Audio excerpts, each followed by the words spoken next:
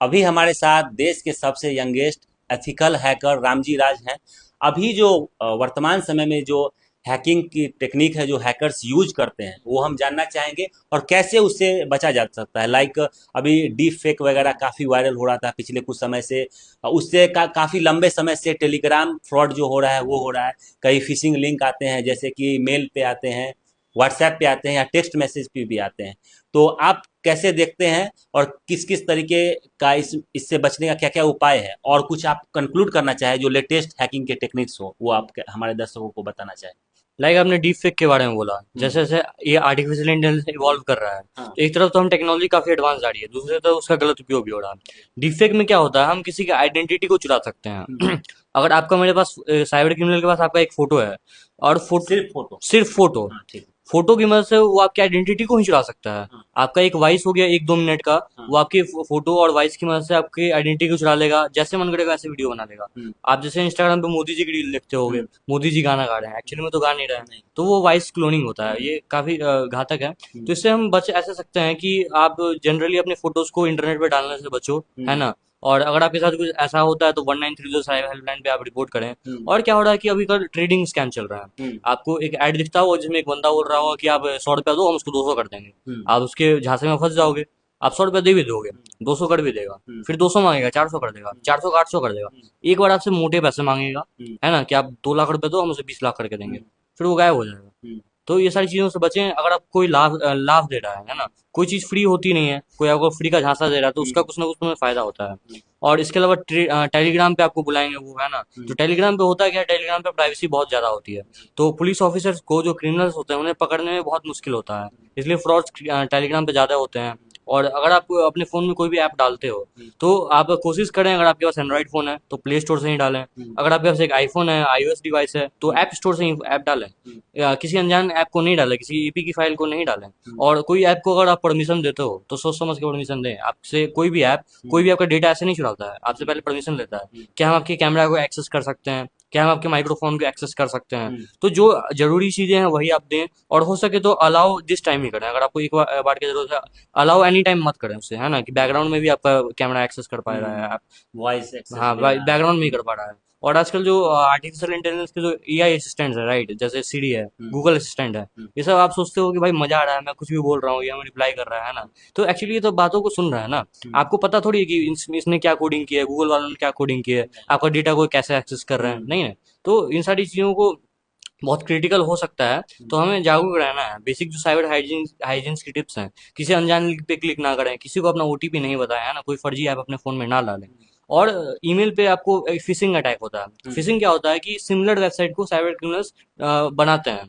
जैसे Instagram.com है, हम्म। तो एक ऐसी वेबसाइट एक क्रिमिनल बनाएगा जो कि Instagram.com जैसे ही दिखेगी, और उसका यूआरएल भी होगा लगभग लगभग सेम ही होगा। कुछ कुछ अंतर, और इंटरफेस भी वही होगा। पूरा 100% हम्म। सेम होगा। 100% आप किसी भी वेबसाइट को कॉपी कर सकते हो। हम्म। तो आप अगर उसमें अपना यूजर नेम पासवर्ड डालोगे, तो आपको लगेगा कि वो Instagram.com के पास गया है, एक्चुअली वो साइबर क्रिमिनल के पास जाएगा, उसके सर्वर पे जाएगा। हम्म। सेम थिंग आपके बैंक के साथ हो सकता है, आपका बैंक का फिशिंग पेज बना दे, हम्म। है ना, आपके वाईफाई का फिशिंग पेज बना दे, है ना। हम्म। ये सारी चीजें हो सकता है। तो आइडेंटिफाई करना इसको थोड़ा सा, अगर जनरल इंसान के लिए थोड़ा मुश्किल हो सकता है, तो हम्म। बेसिकली लिंक को आपको देखना है। अगर वो HTTPS है, हम्म। सिक्योर है, तो काफी हद तक आप सिक्योर हो। हम्म। HTTP है, हाइपर टेक्स्ट ट्रांसफर प्रोटोकॉल, तो हम्म। वैसे लिंकों से बचें, है ना। हम्म। और अगर आपको कुछ सस्पिशियस सा लगता है तो इसके बारे में आप साइबर पुलिस को जानकारी दें 1930 पे।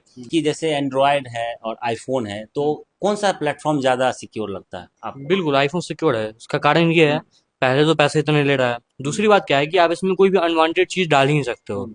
आपको कोई ऐप नहीं डालने देगा, किसी फर्जी लिंक पे क्लिक ना करने देगा, है ना। लिमिटेड चीजें करने देता है। एंड्रॉइड में क्या है, इसमें आपको पूरा एक्सेस देता है, आपको जो करना है करो, है ना, किसी ऐप को डालना है, कुछ भी करना है, फ्रीली करो। यहाँ तक कि सॉफ्टवेयर भी लोग चेंज कुछ कर भी, लेते कुछ हैं। भी, पूरा सोर्स कोड चेंज कर सकते हो, हाँ। आप फोन का सोर्स कोड चेंज कर सकते हो। हम्म। हैकर जो होते हैं जनरली एंड्रॉइड का यूज करते हैं, क्योंकि आप उसमें ऑपरेटिंग सिस्टम चेंज कर सकते हो, लिनक्स डाल सकते हो, है ना। हम्म। तो ये टर्मेक्स डाल सकते हो, तो हम्म। ये सारी चीजें हैं। तो इसलिए आईफोन सिक्योर्ड है, बट सिक्योर्ड ऐसा नहीं है, आईफोन भी हैक होता है। हम्म। बहुत सारे आईफोन हैक हुए हैं, और कोई भी टेक्नोलॉजी जो कि इंटरनेट से कनेक्टेड है वो अनहैकेबल नहीं है। आज नहीं तो कल सब कुछ हैक होना ही होना हम्म। है, बस आपको जागरूक रहना है। हम्म। अच्छा, अगर हम पर्सनल कंप्यूटर की बात करें हाँ। तो विंडोज है, लिनक्स है, मैक ओएस है, तो कौन सा ज़्यादा सिक्योर होता है? लिनक्स बहुत सिक्योर होता है और हैकर्स लिनक्स यूज करते हैं, और मैक भी सिक्योर है। विंडोज तो ठीक है, विंडोज भी अच्छा है, आपके यूज के ऊपर है, आप क्या काम करते हो। दूसरी चीज क्या है कि आप को खुद जागरूक रहना पड़ेगा। आप किसी एंटीवायरस के भरोसे नहीं रह सकते। आप सोच रहे हो मैंने अपने लैपटॉप में एंटीवायरस डाल दिया, अब मैं सिक्योर हूँ, ऐसा नहीं होने वाला है, राइट। तो आपको बस देखना है कि आप किसी सॉफ्टवेयर को डालो ही नहीं, कोई क्रैक वर्जन डालो ही नहीं, है ना। जेन्युइन साइट से डाउनलोड करें और अपने पर्सनल डिटेल शेयर ना करें, ये सारी चीजें हैं। अच्छा, जो देखा जाता है कई बार लोग जो है सो विंडोज का भी सॉफ्टवेयर पायरेटेड यूज कर हाँ, लेते हैं, उसमें क्या क्या समस्याएं आ सकती है? देखिए, आप अगर सोच रहे हो कि मेरे को फ्री में मिल गया है, तो प्रोडक्ट ही आप हो, है ना। आप ही से वो बंदा पैसे कमाएगा, आप ही के डेटा को चुरा के वो बंदा पैसे कमाएगा जिसने वो क्रैक किया है। तो क्रैक तो डालना ही नहीं है। क्रैक में अगर मान लो कि आपकी फोन का ही एक्सेस, कैमरा का एक्सेस ले लिया बंदे ने, है ना, हैकर ने आपके फोन के कैमरा का एक्सेस ले लिया, आपको थोड़ी पता चलेगा कि मेरा कैमरा ऑन है क्या ऑफ है। वो तो आपके कैमरा को आप लाइव देख रहा है, आप क्या कर रहे हो क्या नहीं कर रहे हो, आपके ऑडियो सुन रहा है क्या कर रहे हो क्या नहीं कर रहे हो, आपके मैसेजेस को एक्सेस कर रहा है, आपकी फोन बैंक का ओटीपी आया वो उसके पास चला जाएगा। तो ऐसा मत करें, आप जेन्युइन साइट से ही ऐप डालें। हम्म। अच्छा, पिछले कई सालों में भारत सरकार ने जो है चाइना की कई ऐप को प्ले स्टोर से हटाया है, तो उसका क्या कारण रहा था? हाँ, देखिए, चाइना वाले क्या करते हैं, चाइना में आप गूगल बैन है, चाइना में यूट्यूब बैन है। क्यों बैन है? क्योंकि ये सारे डेटा चुराते हैं। चाइना की चाइना में कौन से ऐप यूज करने हैं इस पे बहुत चाइना में क्या करना है क्या नहीं करना है इस पे बहुत टाइट नियम कानून है। इंडिया में क्या था कुछ टाइम पहले, तो ये जो पबजी हो गया, टिकटॉक हो गया, सब चाइना के ऐप थे, राइट। सारा ही भारतीयों को डेटा चढ़ा था। और फ्यूचर में क्या होता है, साइबर वार होने वाला है ना। आज के टाइम में देश के जवान बॉर्डर पे अपनी जान की रक्षा, जान की बाजी लगा के हमारी रक्षा करते हैं। साइबर वार में क्या हुआ कि जो कंपनीज होगी, कंट्रीज होंगी, वो किसी पे अटैक करना होगा तो ऑनलाइन अटैक करेंगी। और भारत के लोगों का अगर डेटा हो गया चाइना के पास, फोन नंबर है, कौन क्या करता है, कितने पैसे कमाता है, कहाँ रहता है, क्या नाम है, घर में कितने लोग हैं, तो ये तो बहुत घातक साबित हो सकता था ना। तो भारत सरकार बहुत सराहनीय कदम है, इन सारे ऐप्स को हटाया और अच्छा काम किया। तो जैसा कि आपने बताया कि एंटीवायरस अगर रहता है तब भी आप फुल सिक्योर नहीं। बिल्कुल नहीं, एंटीवायरस भी हैक हो जाता है, ठीक है। ये मार्केटिंग के लिए कुछ भी कहते हैं, हम हमको सिक्योर करेंगे, घंटा कुछ नहीं होता है। आपको जागरूक खुद रहना पड़ेगा। काफी हद तक वो आपको हेल्प करेगा। विंडोज है, विंडोज में विंडोज डिफेंडर देता है, ऑलरेडी देता है विंडोज। बिल्कुल। तो एप्पल में भी देता है। तो अलग से एंटीवायरस डालने की मुझे तो लगता है आवश्यकता नहीं है। आप डाल सकते हो, और फ्री वाले तो बिल्कुल मत डालना। पेड डालो, बट फ्री वाले तो बिल्कुल बकवास होते हैं। अच्छा, हम ये जानना चाहेंगे कि जो बुरे हैकर होते हैं वो भी हैक करते हैं और आप एक अच्छे हैकर हैं, तो दोनों में फर्क क्या होता है? लाइक दो तरह के हैकर होते हैं, एक ब्लैक हैट हैकर होते हैं, एक व्हाइट हैट हैकर होता है। ब्लैक हैट हैकर बुरे हैकर होते हैं जो कि क्राइम्स करते हैं, कंपनीज को नुकसान पहुंचाते हैं, पैसों की हेराफेरी करते हैं। और उसका विपरीत होता है व्हाइट हैट हैकर, जिसे कि एथिकल हैकर कहते हैं, और मैं वो हूँ। मेरा काम है लोगों को सिक्योर करना, कंपनी को सिक्योर करना। बेसिकली नॉलेज तो लगभग सेम ही होती है दोनों के पास, है ना। आपका दिल कैसे काम करता है, आपका जिमिड कैसे काम करता है, आप अच्छे के लिए काम करते हो है कि नहीं, वो सब मैटर करता है। अच्छा, अब हम ये जानना चाहेंगे कि डीप फेक से हैकर जो है वो कैसे जो है फोटो को क्लोन कर लेते हैं, वॉइस क्लोन कर लेते हैं। टेलीग्राम पे जो है टेलीग्राम पे जो फ्रॉड चल रहा है, वो कैसे, वो काम ऐसे हैकर काम कैसे करते हैं? लाइक मतलब सिंपल है, बहुत ज्यादा एडवांस चीजें नहीं है। डीप फेक करना बहुत आसान हो गया आज के टाइम पे। एआई मॉडल्स होती है, एआई एल्गोरिदम्स होती है, जिसमें कि आपको मॉडल ट्रेन करना पड़ता है ना। मशीन लर्निंग होती है, डेटा साइंस होता है। उसमें होता क्या है कि आप किसी की फोटो को एआई की मदद से उसको क्लोन कर सकते हो, आइडेंटिटी को। वॉइस क्लोनिंग होता है बेसिकली। वॉइस अगर आप बहुत सारे सैंपल लोगे, है ना। मशीन लर्निंग में तो डेटा ट्रेन करना पड़ता है। आपके पास जितना डेटा है, जितने सारे फोटोज हैं, वीडियोज है एक इंसान की, उतने आसानी से आप उसको क्लोन कर सकते हो। मोदी जी की वॉइस क्लोनिंग हो जाती है, राइट, क्योंकि उनके सारे इतने सारे भाषण है अवेलेबल इंटरनेट पे। तो वो सारे डेटा को हम फीड करते हैं जब अपने प्रोग्राम में, तो वो डेटा क्लोन हो जाता है, वॉइस क्लोन हो जाता है, और इसका उपयोग अच्छे अच्छे कामों में भी होता है। सिद्धू मूसेवाला का नाम जानते होगे, वो अभी नहीं रहे, फिर भी उनके गाने तो आ रहे हैं, उनकी वीडियोस तो आ रहे हैं। बट दुखद है कि लोग गलत काम भी करते हैं इसका। अच्छा, एथिकल हैकिंग में क्या स्कोप है अगर करियर की बात करें तो?